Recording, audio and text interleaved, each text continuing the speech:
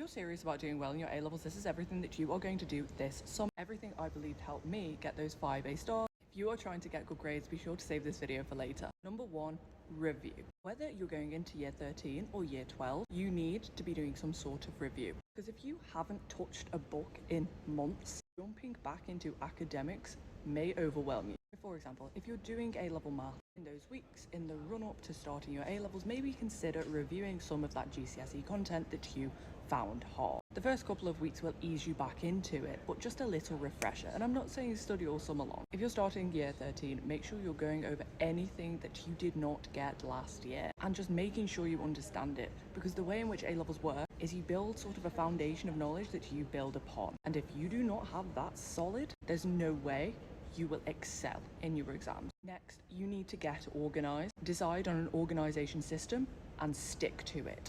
There is no point in making a new Notion every other week. You quite simply don't have the time. If you have a day folder, use that. If you're uploading all your notes to your iPad, use that. Here is that you need something that works, because you need to stay organized if you are to do. You need to come back and revise frequently. If you don't know where your notes are, how are you meant to do that? Next, you need to learn how the mark scheme works. There are some A-levels in which you can know all of the content, and if you don't know how to answer that exam question, you will get a D.